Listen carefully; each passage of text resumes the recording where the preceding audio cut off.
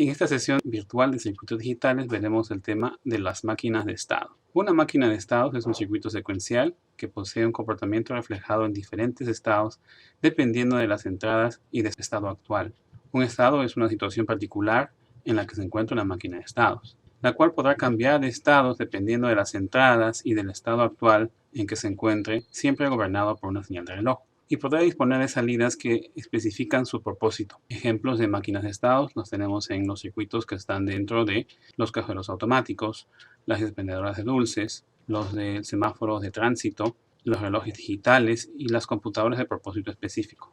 Las máquinas de estados pueden dividirse en dos tipos. Una es la máquina de Mealy, la cual presenta la siguiente configuración. Toda máquina de estados va a tener una unidad en la que se reflejan o se almacena el estado en el cual se presenta, dado por los flip-flops. Habrá un circuito combinacional que involucra la entrada, el cual corresponde a la lógica de estado siguiente, y habrá un circuito combinacional correspondiente a la salida. Cuando el circuito de salida depende directamente de las entradas, como en este caso, la máquina se denomina de tipo Mealy. Cuando no lo es, será una máquina tipo Moore. En este caso, la salida solo depende de los estados y su cambio estará determinado por la señal de reloj, cosa que no ocurre en el sistema Mealy. En un sistema Mealy, pues puede cambiar en el momento en que las entradas cambian debido a que depende también de la entrada. Para poder proceder a realizar una máquina de estados es necesario primero realizar lo que se denomina el diagrama de estados, que viene a ser un esquema que resume el comportamiento del circuito o sistema o máquina de estados. La idea es representar los estados, las transiciones entre estados y las entradas y las salidas. Toda máquina de estados partirá de un requerimiento, el cual lo daremos de forma textual, tal como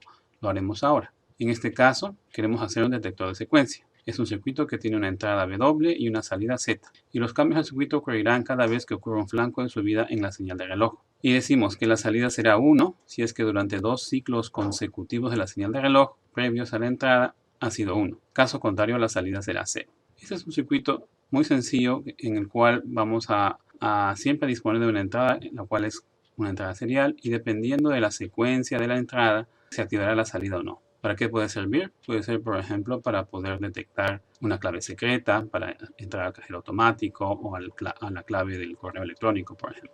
Vamos a definir requerimiento en función a un ejemplo que se daría de la siguiente forma. Tenemos la señal de reloj, W la entrada y Z la salida. Entonces, si en el primer, decimos que inicialmente la salida será 0 y la entrada es 0. Cuando la entrada pasa a 1, la salida seguiría siendo 0. En el siguiente flanco de reloj, si la entrada es 0, la salida será 0. Si nuevamente en el siguiente flanco de reloj la entrada es 1, la salida es 0. Y si se da la siguiente entrada 1, la salida es 0. Y más bien en el siguiente flanco de reloj se activa la salida. ¿Qué ha ocurrido? Que la salida se refleja recién en el momento en que ocurre el quinto flanco de subida, que es cuando ha ocurrido 2 ciclos anteriores, la señal como 1. Y esto, si la señal nuevamente es 0 y luego 1, entonces la salida es 0. Si nuevamente es 1, en el siguiente flanco la salida es 1. Si se mantiene en 1 la entrada, habrá un 1 la salida, ya que los dos entradas previas en el ciclo de reloj han sido 1. Y así sucesivamente. Este es el ejemplo del enunciado del problema cuyo circuito queremos realizar. Entonces, partiremos, una vez que tenemos un claro entendimiento de lo que queremos hacer, debemos hacer el diagrama de estados. Asumimos siempre un estado inicial, el cual podemos etiquetar como A, y diremos que será un estado en el que la salida es 0. En este caso, la salida depende del flanco de reloj, por lo tanto, decimos que es una máquina de Moore. Si la entrada es 0, pues nos quedamos en ese estado, un estado en el cual no pasa nada. Si la entrada es 1, ya estamos más cerca de detectar los dos 1 que estábamos buscando, entonces pasamos a un nuevo estado al cual llamamos B, y la salida es 0. A continuación, nuevamente vemos qué cosa ocurre con la entrada estando en este nuevo estado B. Si la entrada es 0, pues pasamos al estado inicial nuevamente, ya que no tiene nada que ver con la secuencia que estoy buscando. Acuérdense que es 1 y luego 1. Al ser 1 y luego 0, pues pasamos al estado inicial nuevamente. Pero si la entrada es 1, entonces ya estamos a un estado en el cual estaremos encontrando lo que buscamos. Y en este caso, el nuevo estado es C, en la que la salida Z es igual a 1. Si la entrada en este nuevo estado es 0, pues volvemos al estado inicial. Y si la entrada es 1, nos quedamos en ese estado, ya que los dos unos previos hacen que la salida, o que se cumple el requerimiento y la salida por lo tanto es 1. Una vez que hayamos vuelto al estado inicial, decimos que hemos concluido con la elaboración del diagrama de estados. Si a continuación queremos tener un circuito en el estado inicial, podemos incluir una entrada adicional de reset, el cual activaremos cuando lo deseemos, de tal forma que pasamos al estado A. Luego de elaborar el diagrama de estados, es importante realizar la tabla de estados, que es más que todo una tabulación de las cosas que hicimos previamente.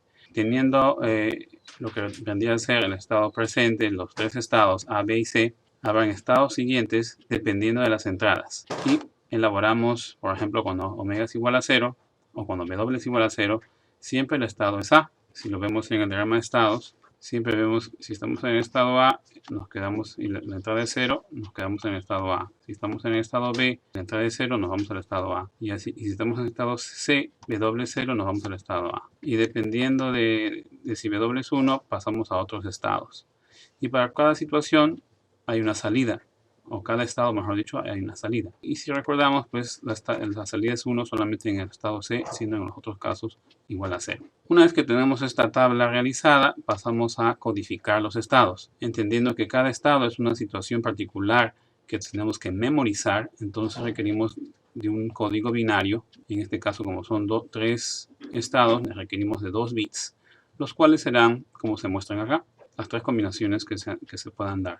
Bien, una vez que tengamos entonces definido la cantidad de bits que necesitamos, coincidirá con la cantidad de memoria que tenemos que tener presente. En este caso, 2 flip-flops para almacenar esos 2 bits, los cuales van a representar a cada estado. Y el diseño o el requerimiento entonces significa de que tengo que escoger qué tipos de flip-flops usar y ver qué conexiones le hago a los circuitos combinacionales, tanto de la entrada, que es la lógica de estado siguiente, como la lógica de estado de salida.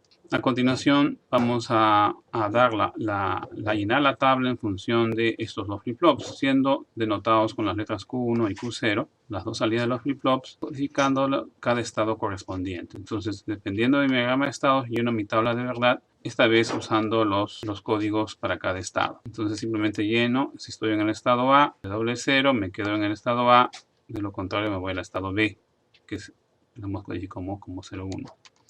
Y la salida es 0. Luego ocurre estado B, si estoy en el estado B, la entrada es 0, me voy al estado A, entonces pongo 0, 0. Si estoy en el estado B y la entrada es 1, me voy al estado C, el cual he codificado como 1, 0. Y en este caso Z vale 0. Si estoy en el estado C, me voy al estado A. Si W es 0, me quedo en el estado C si es que estoy en el estado C. Y en este caso la salida es 1. Y como sabemos que hay una combinación que no se va a usar, digamos que no importan. Una vez teniendo la tabla de verdad del circuito, comienzo a deducir qué necesito para realizar el circuito. Dependerá de los tipos de flip-flops que use. En este caso vamos a usar un flip-flop tipo D, el cual deberemos tener presente que siempre su salida es igual a la entrada. Es decir, siempre vamos a tener que la ecuación correspondiente al flip-flop tipo D, como se muestra acá, D es igual a QT más 1. Entonces lo que haremos es disponer estas señales D como las que están correspondientes a Q1 para D1, Q0 para D0 en ambas conjuntos dependiendo de W. A continuación tenemos que entonces elaborar las ecuaciones de excitación y usaremos los mapas de Carnot para poder hacerlo. De acuerdo a la tabla, D1 tiene estas dos columnas, digamos, dependiendo de W, Q1T y Q0T.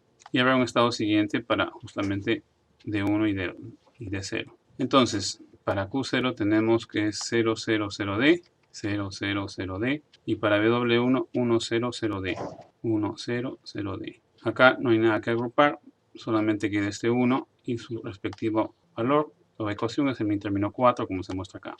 Y para Q1 tenemos 0, 0, 0D, 0, 0, 0D. Para W igual a 1 tenemos 0, 1, 1D, 0, 1, 1D.